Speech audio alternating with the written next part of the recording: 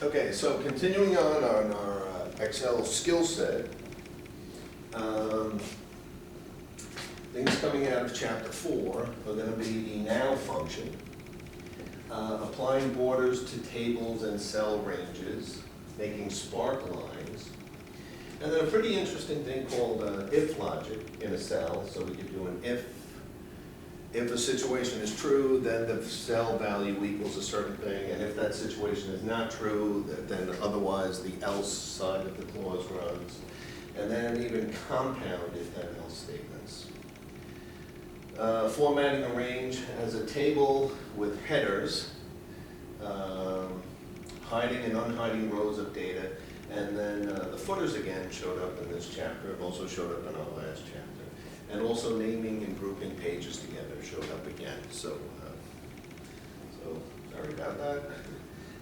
Okay, so the now function is, the now function will allow you to put in your document the current time of day. So you might say, well, why would I want to have the current time of day? Why don't I just type in the current time of day? If today's a Tuesday at 3:30, why don't I just type Tuesday at 3:30? Well, you may open up the paper, you may open up the Excel spreadsheet tomorrow at 10 a.m. and you may print it. And you might want the document to print out the time and day as you printed it. So we can say the now function, we can say a particular cell equals now, open paren, close paren. And you could even pick the now out of it, or the month, the hour, the minute, whatever you like. There's many, many functions. It doesn't have to just be now. And it'll say the date and time at the present moment. So what this is actually doing is it's asking the clock on your computer, what time is it right now? And whatever your computer says is the time right now, it'll put that information there. So if you play around with your computer's clock and change it, it'll change here too. So it's basically taking dynamic data, the up to the minute. So it returns the current date and time, formatted in the date and time format. Okay, so you can find that if you go to formulas, and then under the formulas you look at the ribbon and there's date and time. And these are all the different things that you could do. Okay, borders and headings. So you could, if you have a chunk of data, so let's say you have a serial number and an owner and a block and an apartment, and so you have a bunch of numbers and then a bunch of the owner's last names, the block that they're in, the apartment that they're in, and you want to make a nice little table out of it, something that when you print it, it looks like a nice easy table.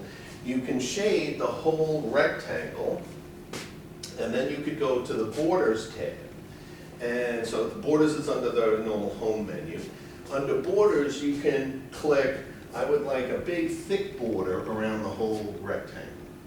And maybe I'd like another thick one around the header. And then you could put in grids, thin grids. So there's many, many choices when you click on this menu. Many, many choices come out.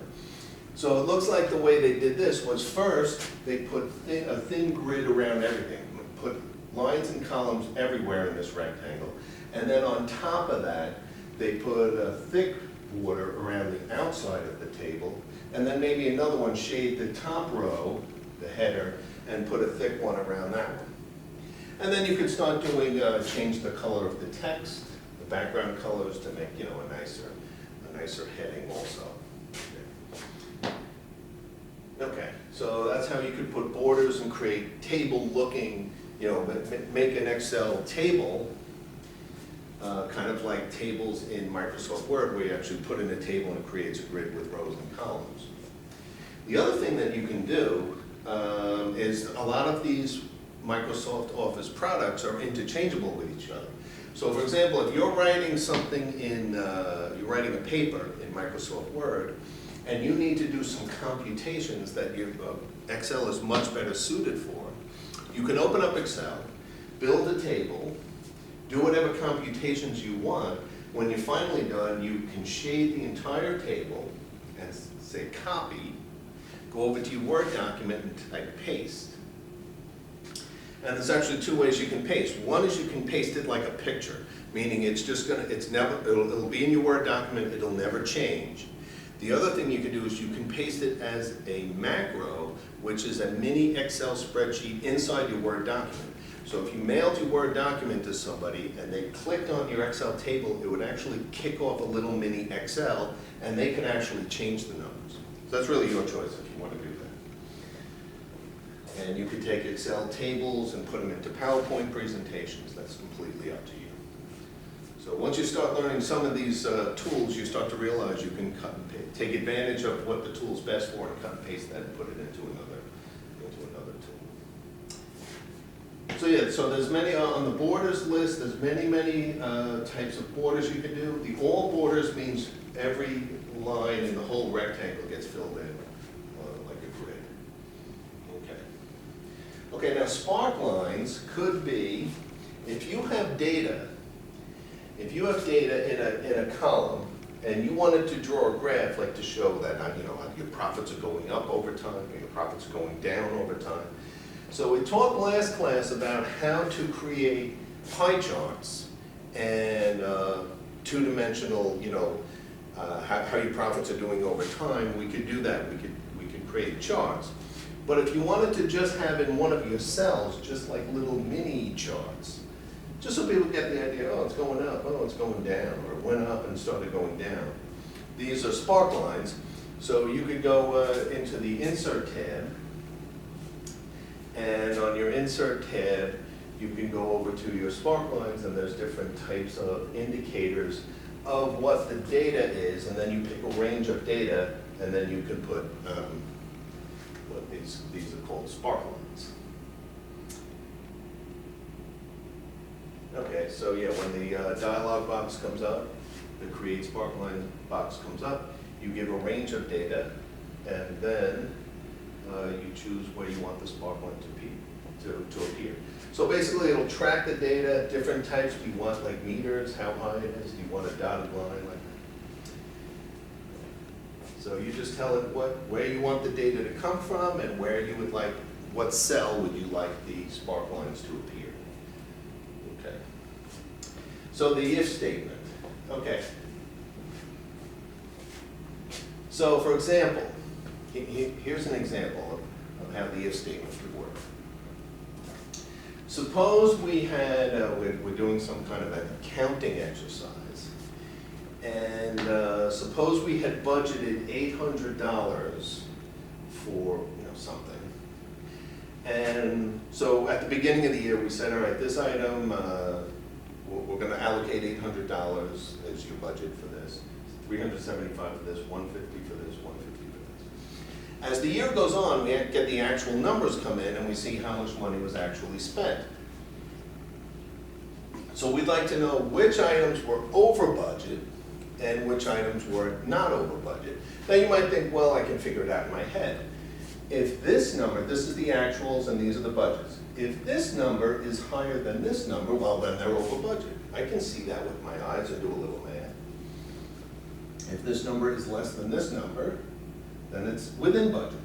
If this number is less than this number, it's within budget. If this number is greater than this number, it's over budget. So you might say, I can see it with my eyes, but it might be nice if it was spelled out, and then you could look down this column and see how many times it was over budget. You could also change the background color of the square so it'll light up red. Red usually means there's an alarm, something's wrong. So suppose suppose these cells have numbers that are actually entered by you. They're not formulas. But we wanted this column to print the phrase over budget if this number is higher than this number. But we would want it to print within budget if this number is not higher than that number. And we want to do this for every cell. How can we do that? We go to this cell, we click on it, and instead of typing in the phrase over budget, because then it'll be over budget everywhere if we autofilled it. What we do is we click on this and we say this box is equal to, so we say equals, if, so here's the syntax. It's equals the word if, open parentheses. We put in a statement. The statement is called a Boolean statement. The statement is either true or false. If it's true, then we say comma. The next thing after that is the value that will go into this box. And then if it's false, we say comma after that and say put this value in if it's false. So we would do this. We click on this box and we start entering. We say equals if if open bracket, brace, C2, if this box, this is column C, and this is row 1, row 2. If C2 is greater than B2, if this number is greater than this number, if C2 is greater than B2, comma, what do we do if it's true? Whatever's right after the comma, that's what goes into this box. You could put in a formula from another table, you can put whatever you want, you can put in a phrase. So we're going to say this box, if this box is bigger than this box, then the value that goes into this box is double quote, over budget, double quote. Put the phrase over budget in that box, but only do it if this box is bigger than this box. Now you could just leave it like that and then it could be blank otherwise. But if you have a different phrase that you want in the box, if the Boolean expression, the expression that's either true or false, if that expression is false, then you could say comma, double quote, within budget, double quote, close brace. So what value will this have? It could be over budget or within budget. What's going to determine it? If this value is higher than this value, it'll say over budget. And if that's not true, then it'll say within budget. So once you do that, if I now typed in 1,000 into this box and hit enter, this would automatically switch to within budget. Because now the Boolean expression is 921 less than, what would that be, 1,000. That would become false, therefore this would say within budget. And then, once I have the formula for this box, I could then grab this bottom corner here and drag it, and it would autofill. So the C2, B2 would become C3, B3. These have nothing to do with cell location, so they would just get copied, and it would show up everywhere. Okay, now this one's a little bit trickier. These look like these also have, these boxes also have if statements to them. So look what's happening here. This actual number is $921.58, so it's $121.58 over budget. So it looks like what's in this box is the amount that you're over budget, right? Now you might think, all right, how can we calculate the amount over budget? Well, why don't we just say this number minus this number? 921.58 minus this number. So if this box equaled C2 minus B2, this would print $121.58. What if we then autofill that to these boxes? This one would show up a negative number because we would take 324.58 minus 375. This would show up as some kind of a negative number because not only is this within budget, there's actually some leftover money. But who's designing this spreadsheet, they wanted this box to either be the amount that you're over budget, but if you're under budget, we want it to just be 0, right? So it's not as simple as in this box, we put this number minus this number because we wanted zeros here. So how can we do that? Once again, we have to use if logic. So with our if logic, we would say, if this number is greater than this number, just like this, if this number is greater than this number, then this box, it's not going to equal the phrase over budget.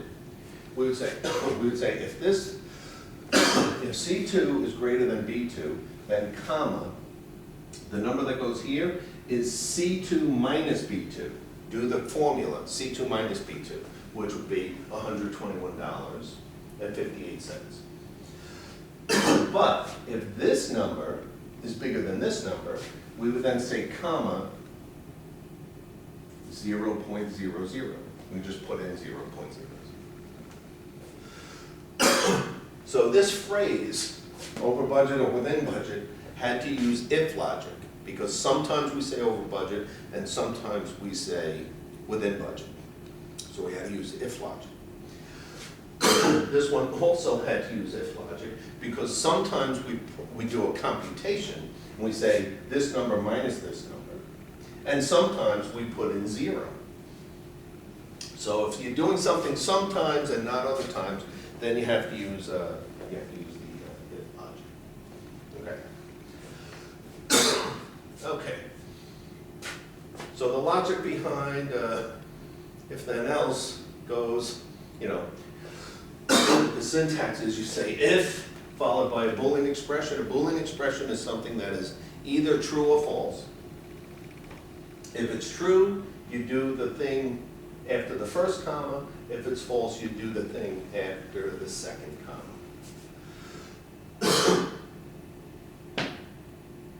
Okay. But now we have what's called a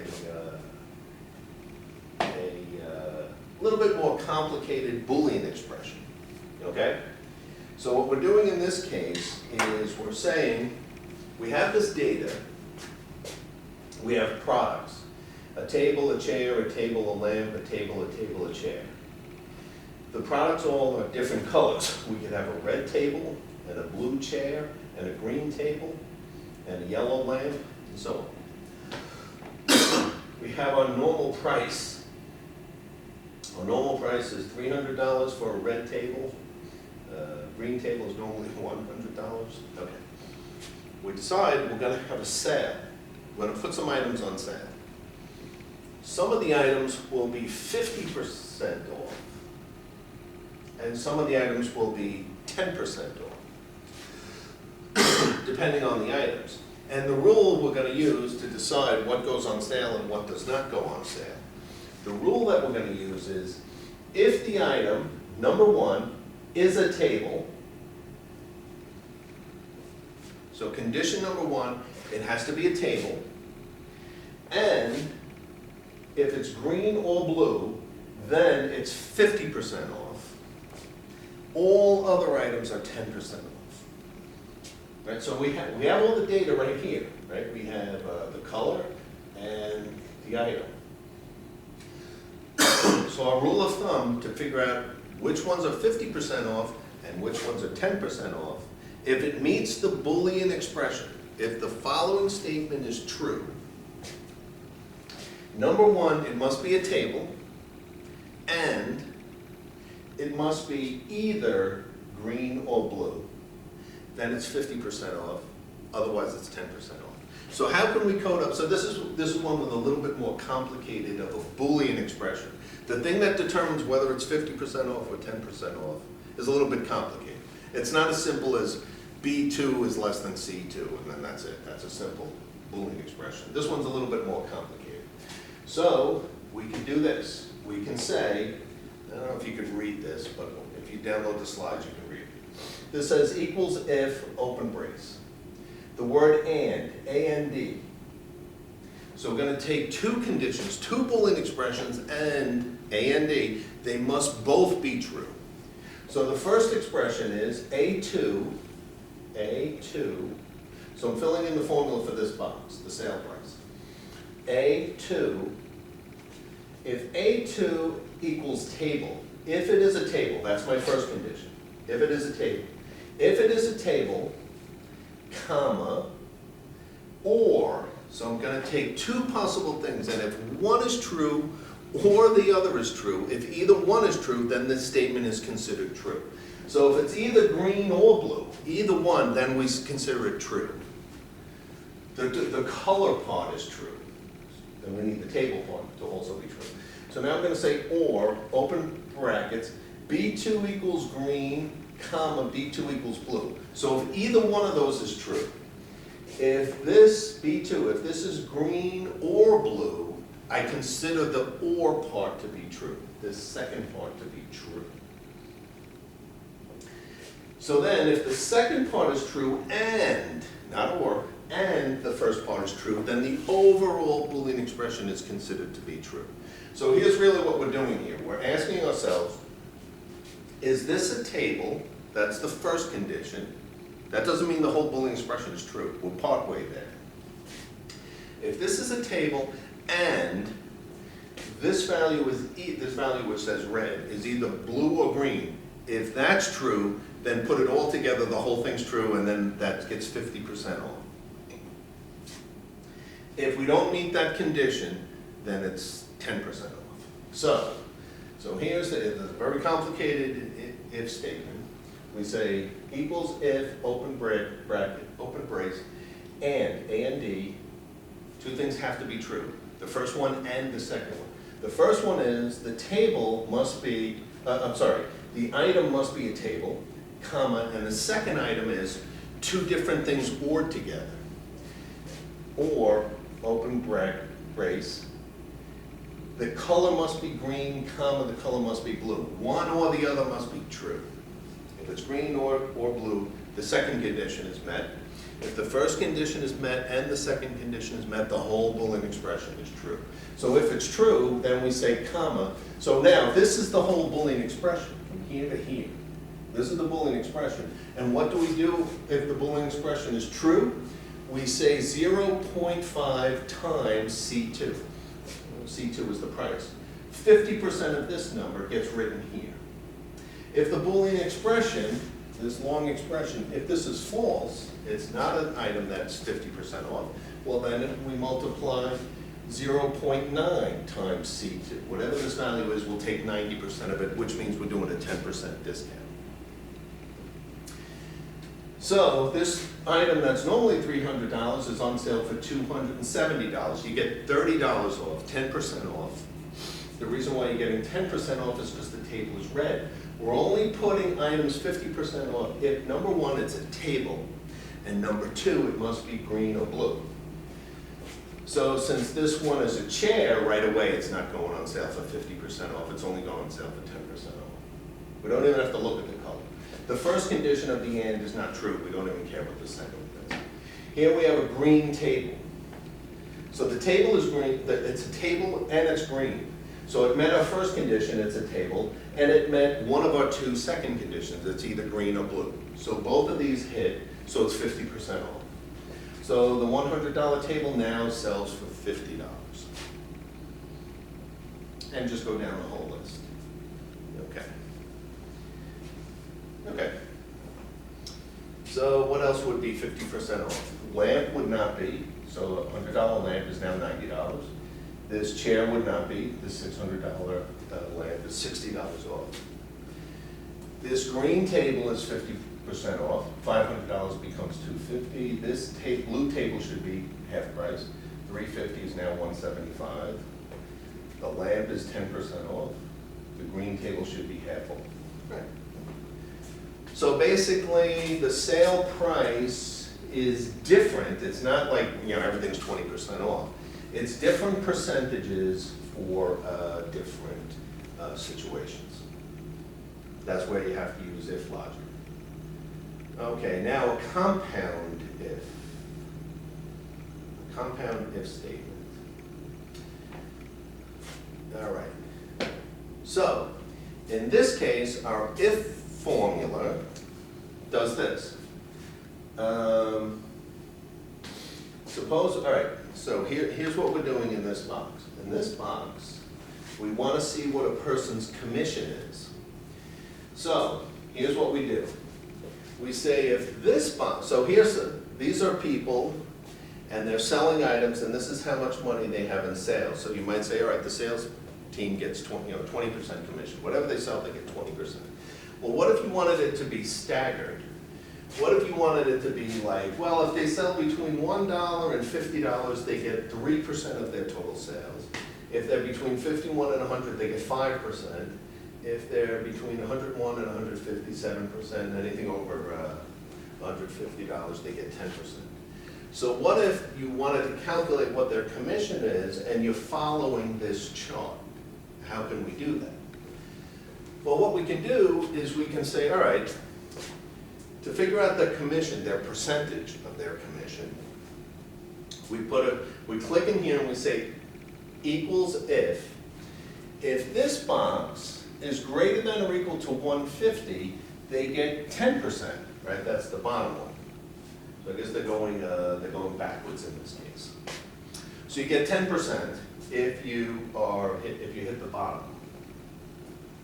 What if your sales are not bigger than 150? Then what's your commission? It's not like, well, then it's 7%. No. Then the question is, you could be any one of these three. So if this Boolean expression, B2 is greater than or equal to 150, if that's true, you're at 10%. What if it's not true? Well, then there's three other cases. So we say comma, and then this is what we do if the Boolean expression is false. You can, if you want to, this is called a compound if statement. Inside of the if statement, you put another if statement. And you say, well, if this box is greater than or equal to 101, then we know we're in this case.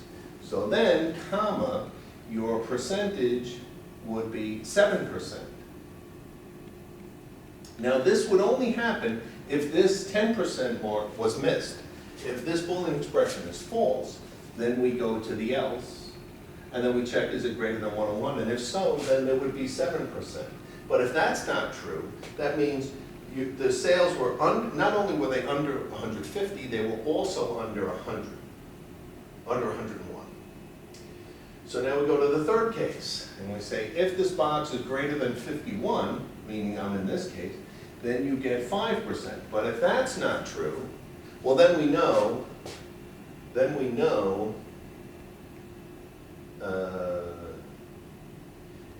if you have less than 150 and less than 101 and less than 51, we know you're in this one. So then we could say, as long as you are greater than or equal to 1, you get 3%.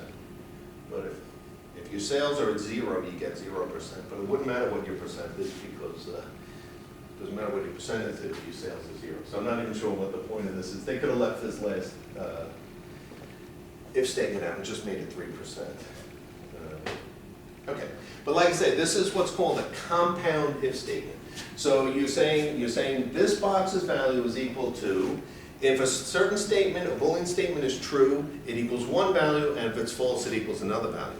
But if you have a bunch of them, not just two values, if you have 4 of them, then you could say if the first one's true, it equals this, and then in the else, you could put in another if statement and just keep stringing them together.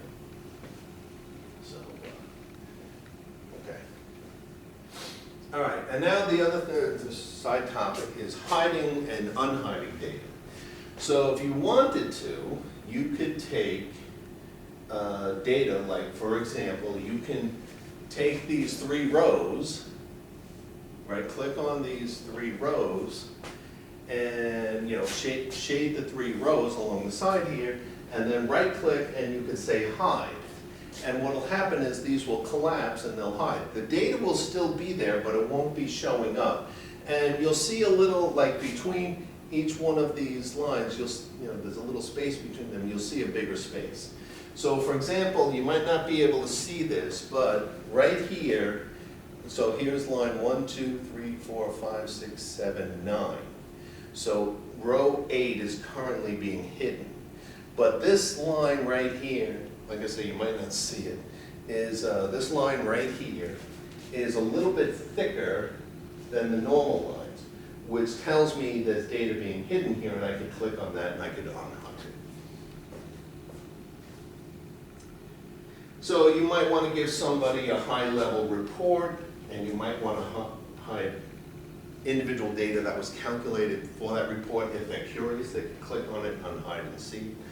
So, so you could do that. So you could click on hide, and then you can also click on the thick line here, and then click on unhide. Unhide data.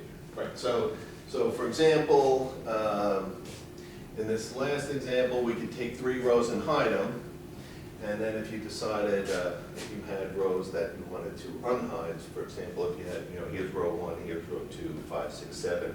Well, obviously 3 and 4 are hidden. Again, you might not be able to see it, but there's a little, the thickness between these numbers is like twice as thick, which lets me know there's data being hidden in there. So I can click on it and then choose to unhide it.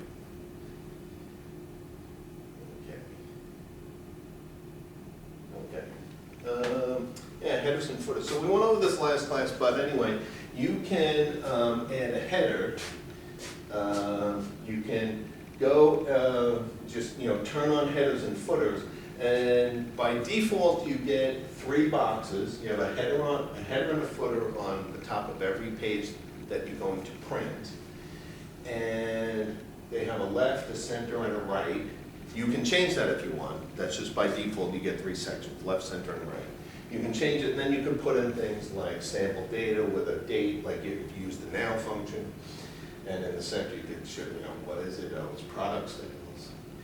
And then what version of the document, and how many pages it is. You could do stuff like that if you want that on the header of your page. So when you go to print it, that will appear on the top of every page. And you could also have footers too. Yeah, and then also this topic showed up again, but basically in Excel we have sheets. So the sheets at the bottom, they usually start off with sheet 1, sheet 2, sheet 3, and you open up in sheet number 1. If you decide you want to change the names of the sheets, if you want to have like sales for every month of the year, you could click on it and change its name, click on it and change its name. Every time you add more sheets, you could change their name.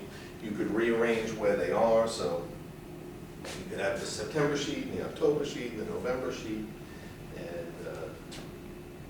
And then also, once you have multiple sheets, if there's anything you want to do, like for example, suppose you had a table. We said we could draw grids around tables.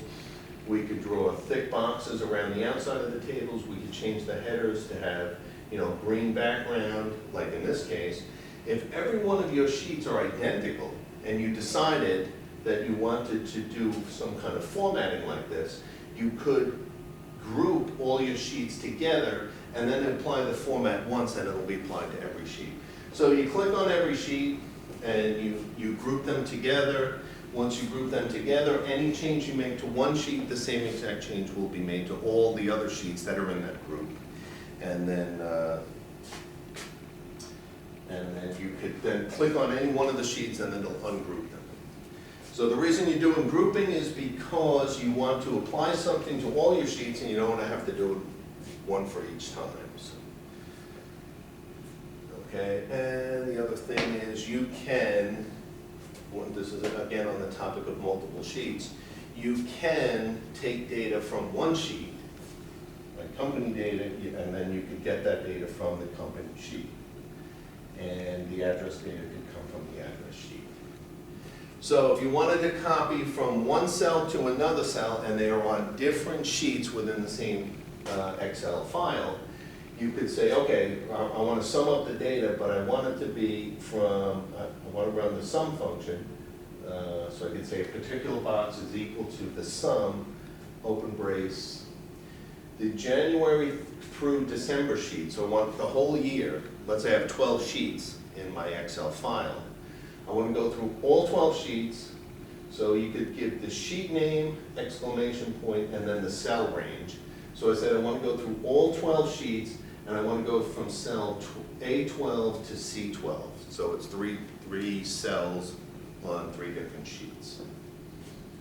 And you can sum them all up. So there's no rule that says if I'm on one sheet, I can't read data out of another sheet for a formula. Okay. Oh, sorry. Okay, right. So yeah, I guess they feel that the sheet grouping and ungrouping, they just wanted to show that again, because all the new functions we've learned also all apply to, through multiple sheets. So you could have an if statement, and it could take data from different sheets and then print out data on your current sheet.